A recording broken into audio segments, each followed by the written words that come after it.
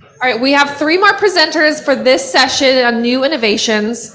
Again, we're kind of focused on what we're working on now. So heard a little bit about what's been done from our first 3 presenters and now what's in the works. So Jim's going to get us started while we settle in. And how are you feeling, Jim? You ready? Okay. All right, good afternoon. I got a warning from a friend that I am now battling post-lunch syndrome. And so, hey! All right, a few of you still had your eyes closed. All right, we're going to talk about San Joaquin Flood-Mar Watershed Studies. See if I can get this thing to work.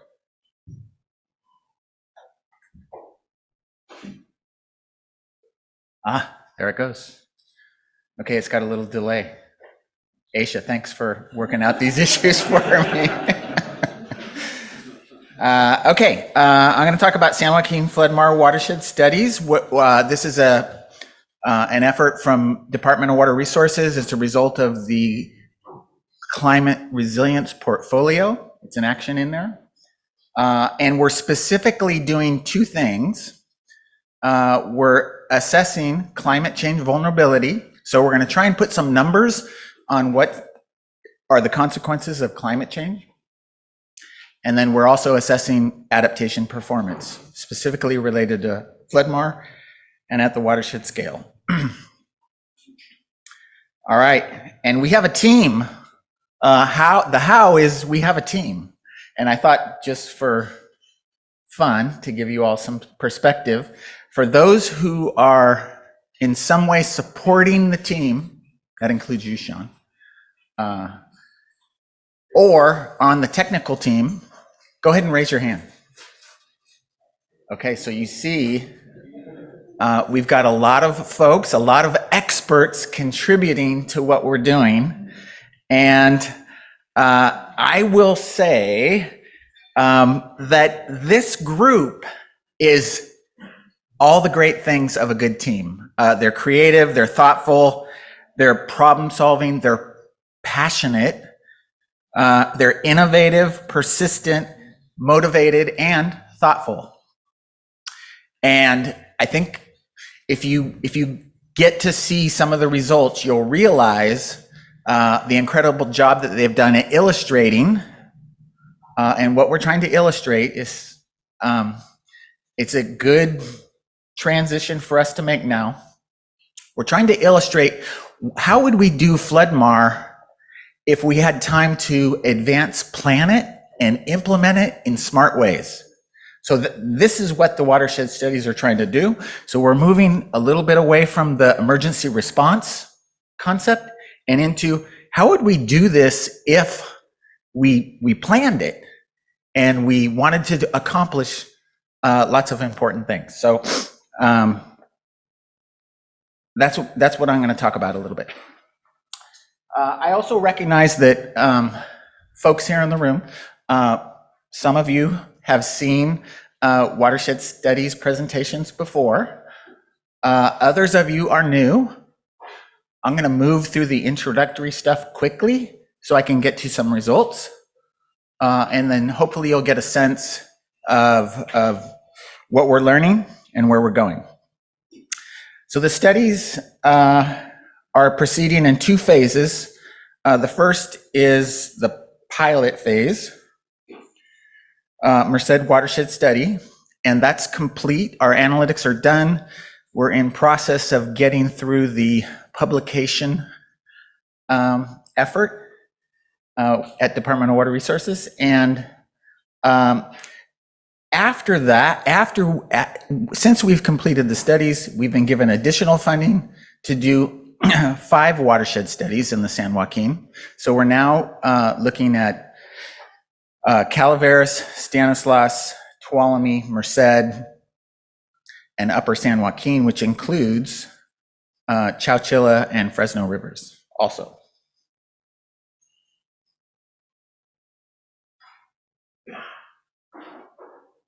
All right, how do we do that?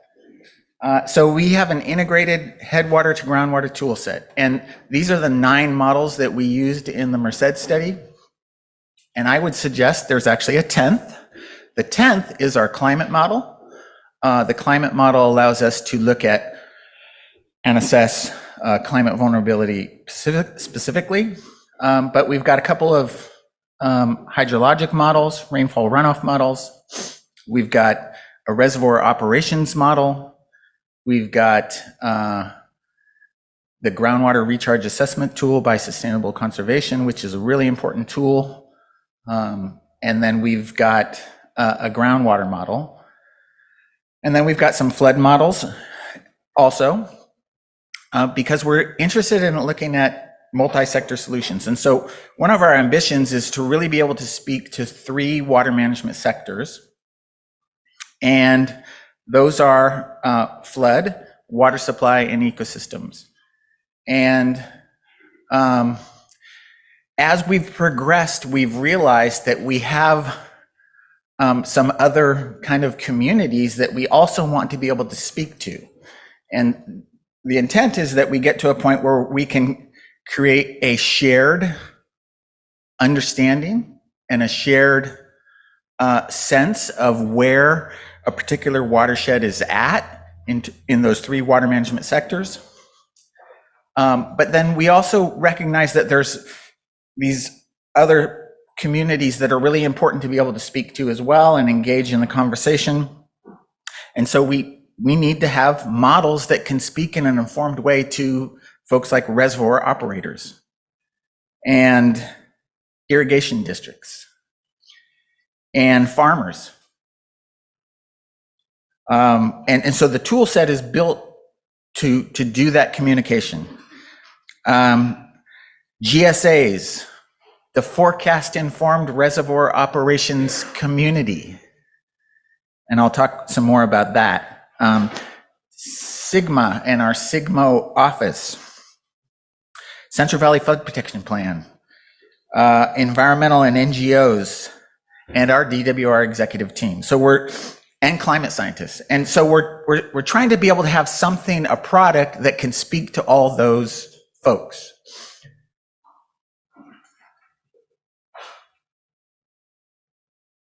All right, let's talk a little about climate change. How do we assess climate vulnerability? We're using an approach called decision scaling. It's innovative.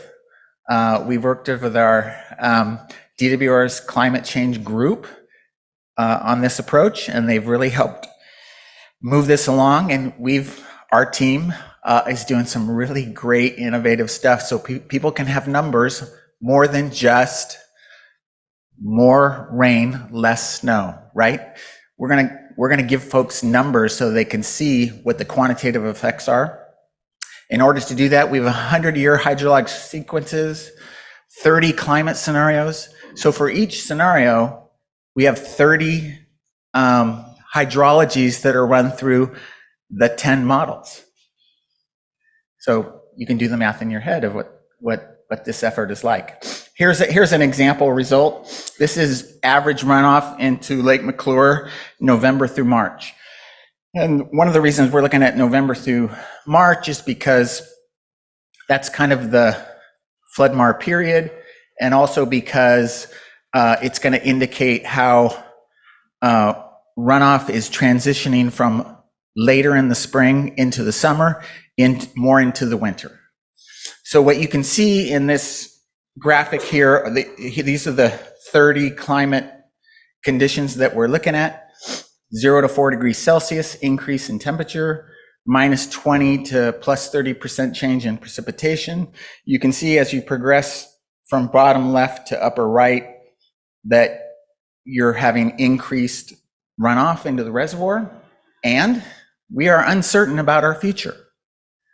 And so that's one of the big things we're trying to do with this approach, is not pick a particular climate feature, but to look at all of them and then try and figure out a way to communicate, okay, what do we think this uncertain future might look like?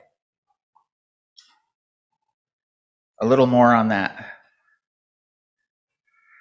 This is apologies to the climate folks in the room.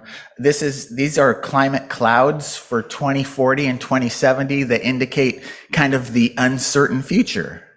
The global climate models are represented in those clouds. So the pink and greenish dots are where those global climate models fall in our 30 climate future matrix. And so what we can do is we can overlay on top of our results the global climate models, and we can get a risk-based result for what we think our future might look like. So 2040, 2070, and here's some probabilities. And you can see that near the center of the cloud, more likely, as you move out toward the edges, a lot of those climate futures actually have 0% probability of happening.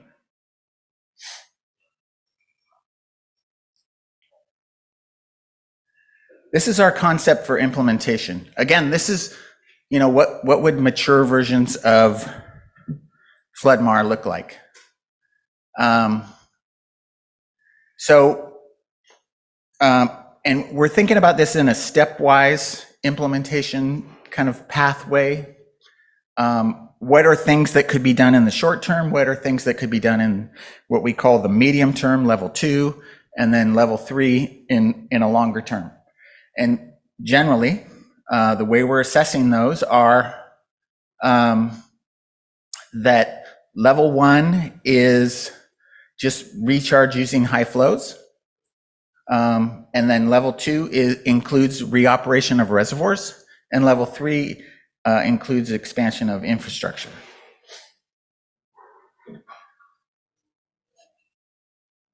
All right, here's a little more detail on that. In the Merced study, we looked at 9 variations, but they all kind of fall in the level 1, level 2, level 3 concept. Here's a little more detail, and I'm going to show results from level 1. It uses the streamlined permitting analysis.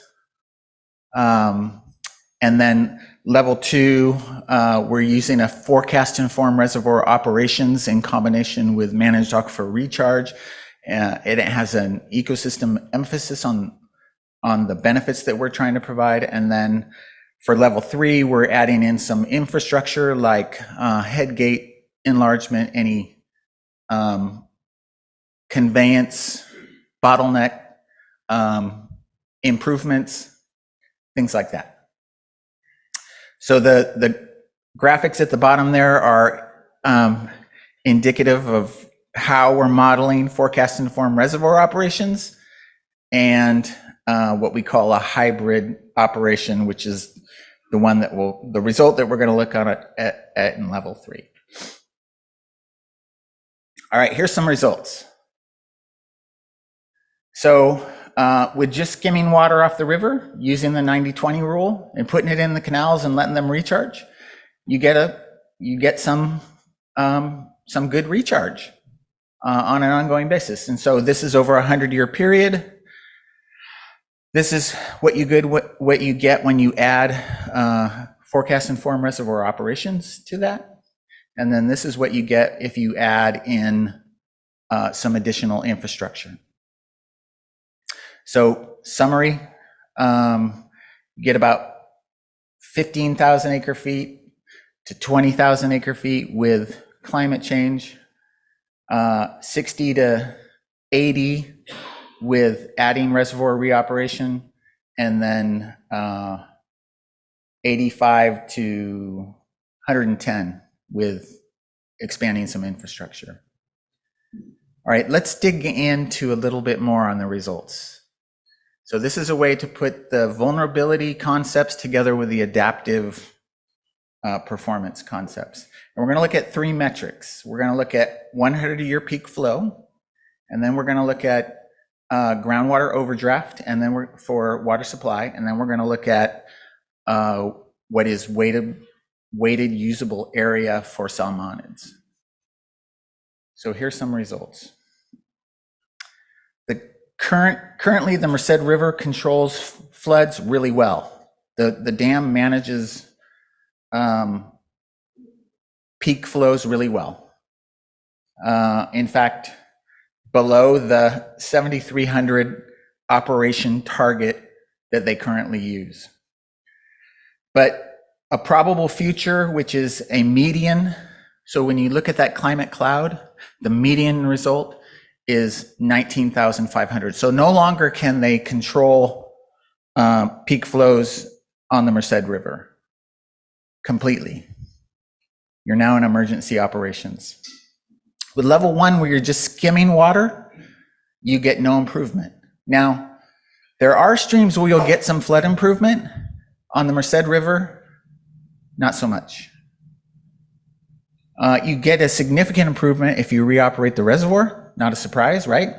If you use forecasting to improve your flood performance, you get a significant improvement there. You're getting close to their 7,300 target. And then you do even better if you add some infrastructure.